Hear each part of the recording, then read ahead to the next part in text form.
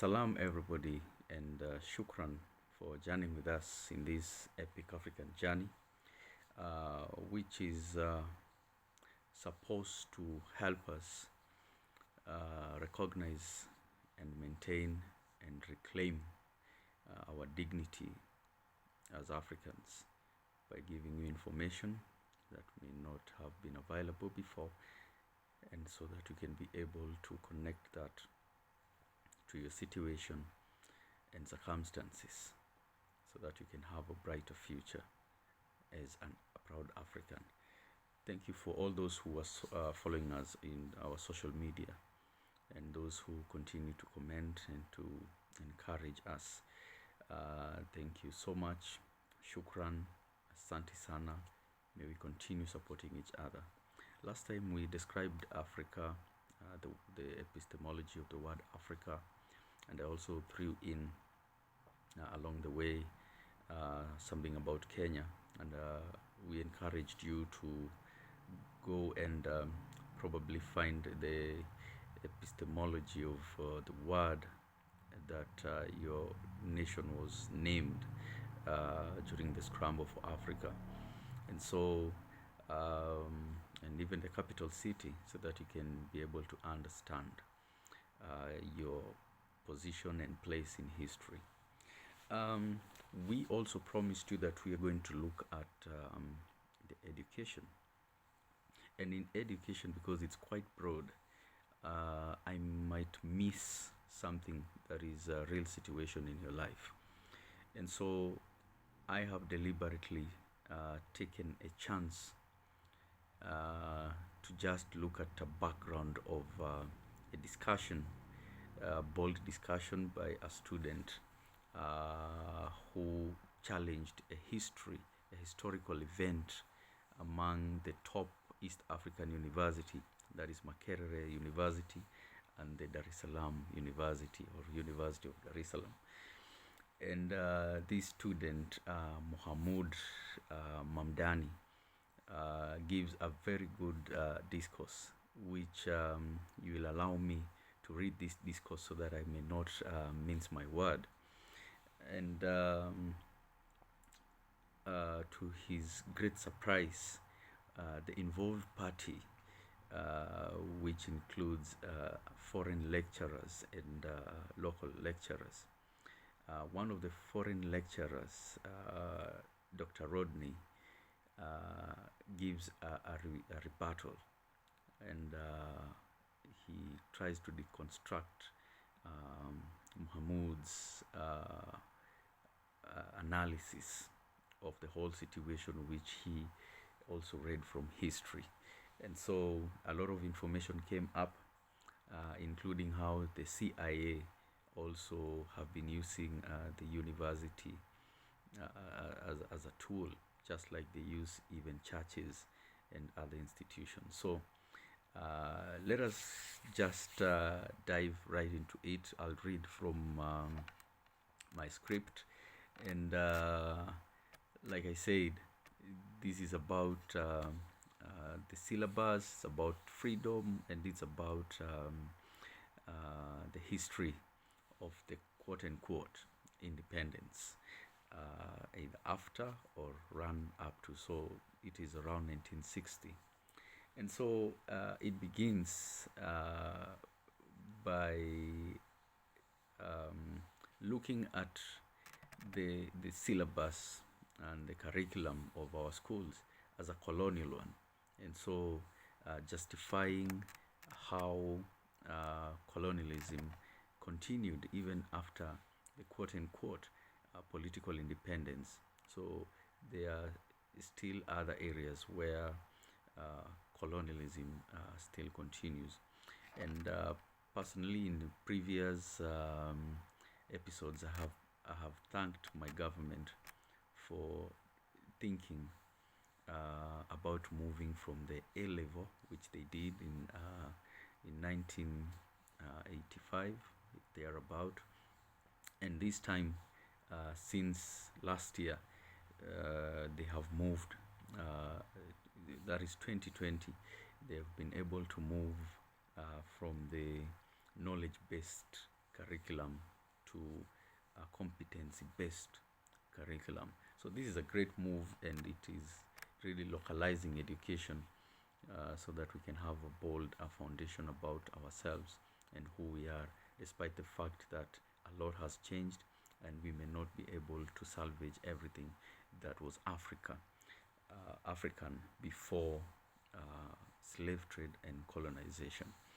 Dar es Salaam University, which was in the former Tanganyika and current Tanzania, and it's still one of the major universities there. And Makerere University, which has since lost its former glory, were the main university, while here in Kenya, in Nairobi, our Nairobi University was still a college. And so that tells you about how developed Uganda and Tanzania was before Kenya became a superpower. And so he begins by quoting missionaries who came to Africa around 1,500 years ago. And he, being a Muslim, looks at Christianity as a tool of slavery.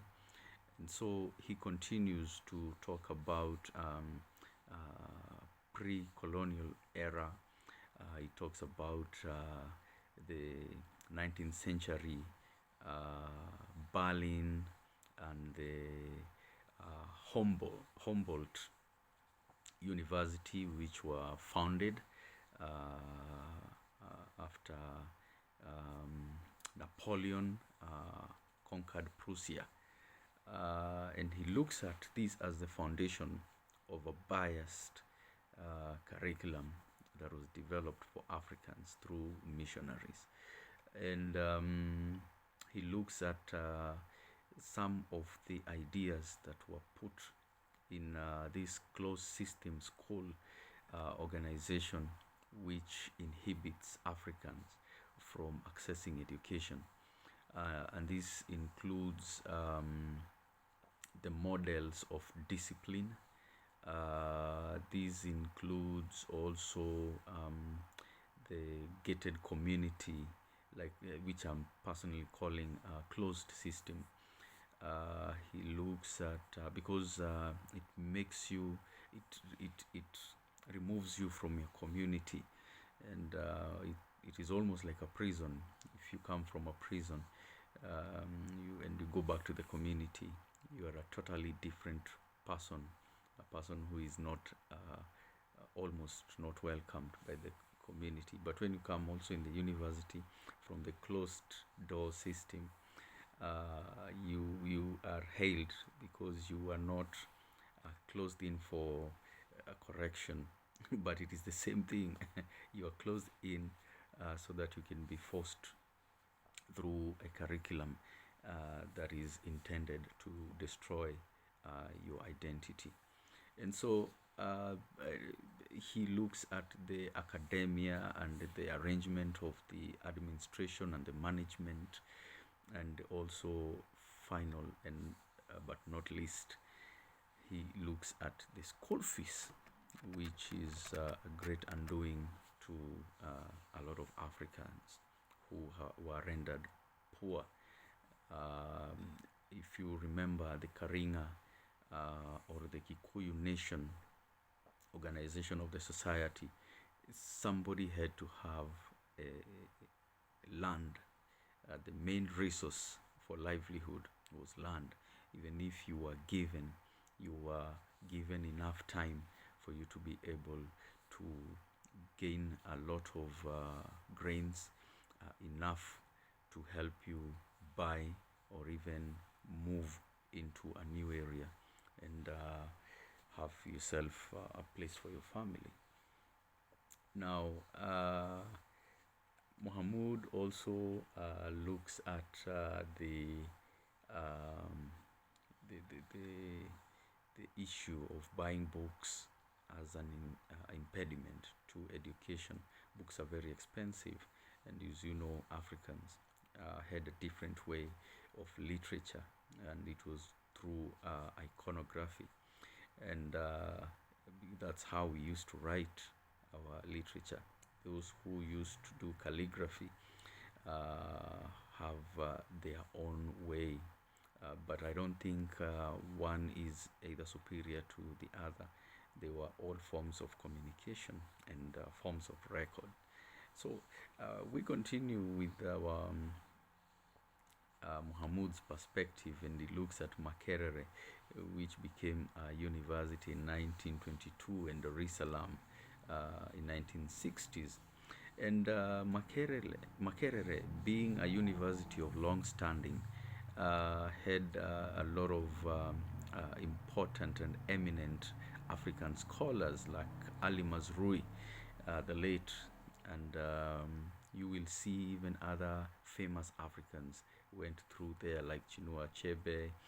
There are people like Ngugi wa Thiong'o, and so on and so forth. And so he looks at the tradition of these two universities, and he looks at Tanzania, Dar es Salaam University, being a former paradigm of European colonial university. And he looks at the university had a tradition of the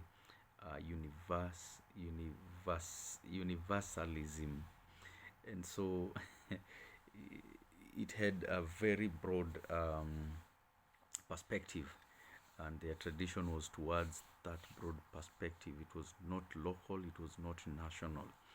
And so Ali Mazrui and Dr. Walter Rodney, being representative of Makerere and Dar es Salaam respectively, they taught in these two universities during the period of activism. And Rodney, in his book in 1972, he writes how Europe underdeveloped Africa, and he talks of colonialism as a way of breaking down African humanity. And so he looks at colonialism as a raw exercise of power relations, and he looks at Africa in a very renewed eye of a socialist. And so Ali, on the other side from Makerere, was a bit extreme because he defended, of course, academic freedom, but also engaged in social, political activities. One thing that happened with, because these universities were also international universities, if you may, a student by the name Rajat Nogi founded a magazine of a Bengali origin in 1960s, and this student captured the imagination and the vision of students who were controversial. And we look at students like James Baldwin. We look at a student by the name Langston Hughes. Like I said before, Chinua Achebe, Wallace Onyinka, Ngugi wa Thiong'o, who fought apartheid. There were people like Nadime Godima, Ezekiel Mfalele. They were very instrumental in South Africa. There was Dennis Brutus and Lewis Nkosi. And Julius Nyerere, being the president and the founding father of Tanzania, was so uneasy because a revolution was being mooted right from where independence was supposed to be upheld. And so it is understandable from his reaction in 1962 when he outlawed all political parties in his country, and he clamped down on the university freedoms. And so him as a socialist and developing cold feet because of this awareness and awakening by students who felt for sure the only freedom that is there was political.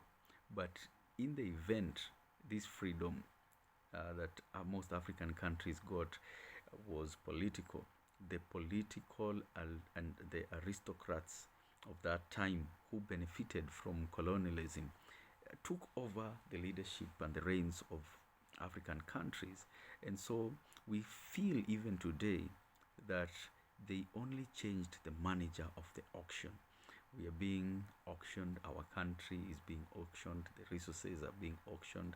And so sometimes, whenever you hear that the Americans and the Britons and the Russians and the Chinese having sides in your national elections, just know they just want to install their puppet president who will be submissive to them. And so, still, there is a lot of subjugation, there is a lot of oppression, and that's why, with a lot of resources and more technology, Africans are still growing poor.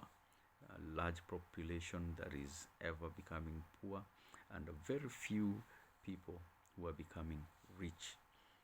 And so it is a case of designed and institutional inequality. And this is what I think we share with Muhammad in his observations. So thank you so much. We shall continue next time. Have a good one. I hope we have started off so well in this first chapter, and may we continue to support each other. Thank you and shukran.